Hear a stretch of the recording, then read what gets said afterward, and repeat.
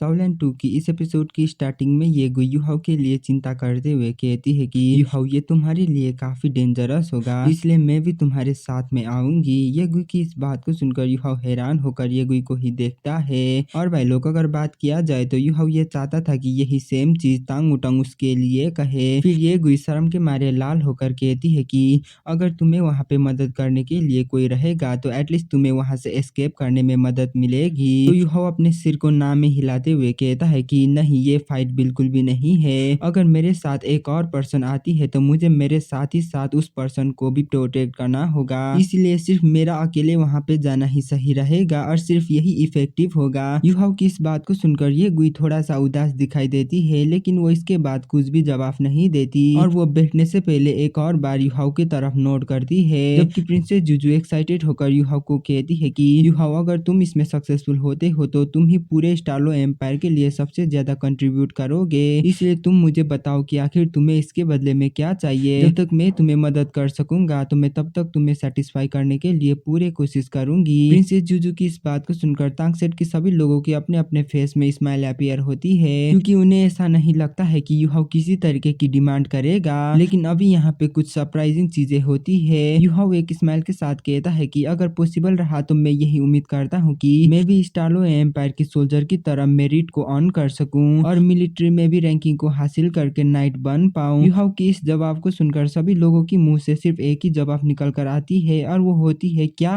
और भाई लोग अभी के टाइम में तांगसेट की सभी लोग काफी ज्यादा ही शॉक्ड हो गए थे। सिर्फ वहाँ पे तांग उटांग ऐसी थी जो ज्यादा शॉक नहीं हुई थी, क्योंकि तांग उटांग युहाओ के बारे में ज्यादा बात नहीं जानती थी और अभी युहाओ ने जिन बातें मांगी थी ये कैसे पॉसिबल हो सकती थी। प्रिंसेस जुजू के साथ साथ वहाँ पे जितना भी लोग प्रेजेंट थे वो लोग काफी ज्यादा ही शॉक्ड हो गए थे।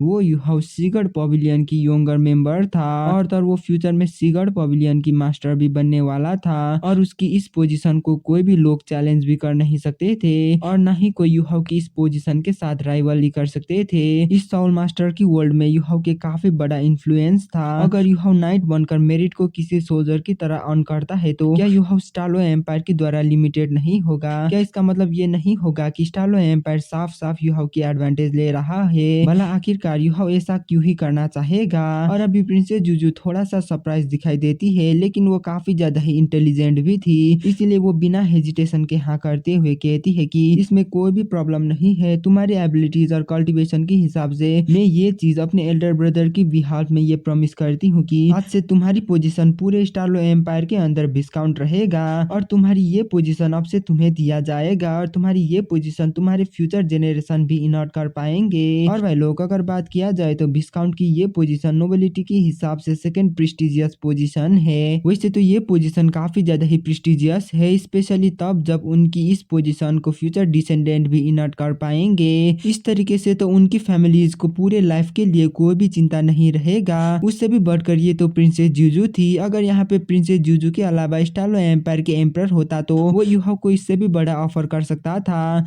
वैसे भी स्टार्लो एम्पायर स्पिरिट पगोडा के साथ अच्छा रिलेशनशिप बनाने की कोशिश कर रहा था और तो और सेम टाइम में स्टार्लो एम्पायर सेरेक एकेडमी से भी रिलेशनशिप बना रहा था और तो और सेम टाइम में स्टार्लो एम्पायर सेरेक एकेडमी से भी रिलेशनशिप बना रहा था, जो कि स्टार्लो एम्पायर के लिए भी काफी बड़ा एडवांटेज हो सकती थी। और भाई लोग इसी के साथ हमें जूसांशी को दिखाया जाता है, जहाँ पे युहाओ की इन सारी बातों को सुनने के बाद जूसांशी की एक्सप्रेशन काफी ज्यादा ही सीरियस हो गई थी और वो काफी ज्यादा ही सीरियस होकर युहाओ को कह रहा था कि युहाओ तुम्हें इस बारे में केयरफुली सोचना होगा, क्योंकि तुम यहाँ पे सिर्फ खुद को ही रिप्रेजेंट कर नहीं रहे हो। तो युहाओ भी जेंटली नोट करता है और वो थोड़ा सा एक्साइटेड भी दिखाई दे रहा था, क्योंकि उसने काफी सालों से यही उम्मीद कर रहा था कि वो भी उसके फादर के साथ कंपेयर कर सके। और ऐसे ही एक डीप ब्रेथ को लेने के बाद युहाओ सीरियस तरीके से प्रिंसेस जुजू को कहता है कि योर हाइनेस मुझे इसके अलावा भी और कुछ चीजें चाहिए। सभी चीजें जो मैंने पहले मेंशन करा था वो सभी चीजें सिर्फ मुझ में ही अप्लाई होगा। उससे भी बढ़कर मैं ये चाहता हूँ कि तुम मुझे इस बारे में अभी प्रॉमिस मत करो। मैं ये चाहता हूँ कि मैं स्टार्लो एम्पायर की रूल्स को फॉलो करते हुए अपने पोजीशन को ऑन कर सकूं और अपने खुद के स्टेटस को भी अपने ही मेरिट्स के दम में हासिल कर सकूं। मुझे दूसरों से एक्सेप्शनल बिल्कुल भी बनना नहीं है। वैसे तो मैं तुम्हें पहले ही बता देता हूँ कि मैं सिर्फ अभी खुद को ही रिप्रेजेंट कर रहा हूँ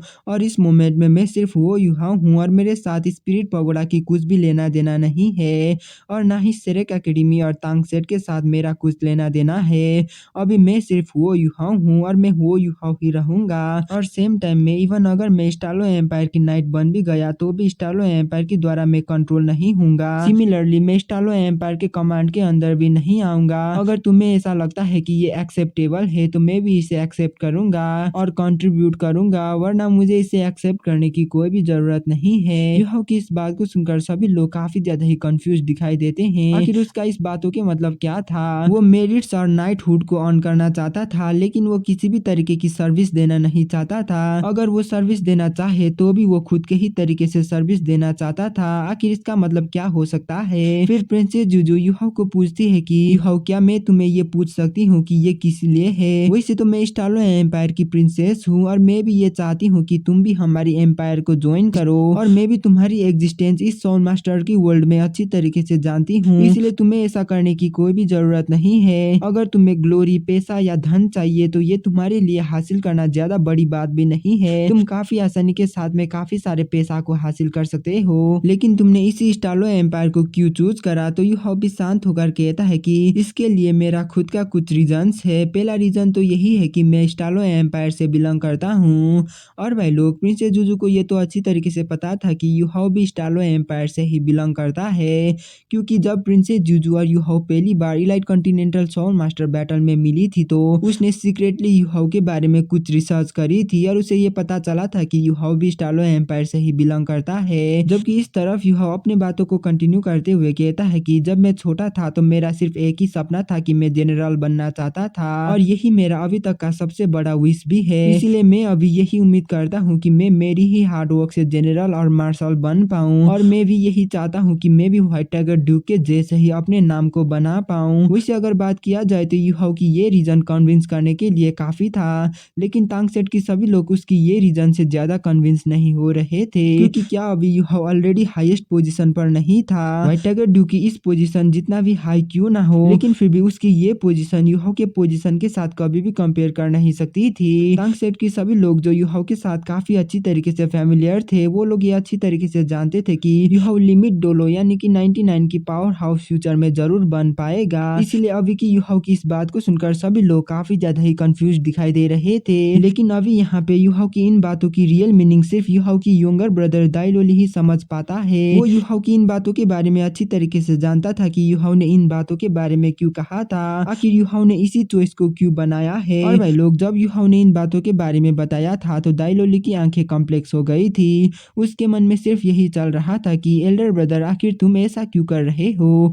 क्या तुम सच में दाई के साथ कम्पीट करना चाहते हो? आखिर तुम किस तरीके की एंडिंग चाह रहे हो? वैसे तो यूहाओ ने दाइलोली की मार्शल सोल को अवेकन करने के लिए काफी ज्यादा ही क्रूर मेथड को यूज करा था, लेकिन फिर भी दाइलोली को यूहाओ के ऊपर पूरी तरीके से भरोसा था, और वो भी ये तो अच्छी तरीके से फील कर सकता था कि यूहाओ भी उसके लिए चिंता करता है। और तो यूहाओ की वजह से दाइलोली की लाइफ सिर्फ एक ही महीने में पूरी तरीके से चेंज हो गई थी, और इसी वजह से दाइलोली भी यूहाओ को पूरी तरीके से ट्रस्ट करता था। और अभी के टाइम में अगर बात किया जाए तो एक साइड में उसके फादर था जो कि उसके बायोलॉजिकल फादर है, जबकि दूसरे साइड में उसके हाफ ब्रदर था जो कि उसके बायोलॉजिकल हाफ ब्रदर है। इसलिए अभी उसे ये समझ में नहीं आ रहा था कि आखिर उसे किसे ट्रस्ट करना चाहिए। इसलिए वो अभी काफी ज्यादा ही कंफ्यूज दिखाई दे रहा था, और वो काफी ज्यादा ही परेशान भी था। उसे ये समझ में नहीं आ रहा था कि आखिर उसे किसको सपोर्ट करना चाहिए और किसको अबेंडन करना चाहिए, क्योंकि ये बात तो दाइलोली को भी पता नहीं था कि यूहाओ इस मैटर को किस तरीके से खत्म करेगा, और यूहाओ व्हाइट टाइगर ड्यूक यानी कि उसके फादर को कैसे सजा देने वाला है। और भाई लोग, इसी के साथ हमारी ये वाला एपिसोड यहीं पे खत्म होती है। मिलते अगले वीडियो में, तब तक के लिए बाय बाय।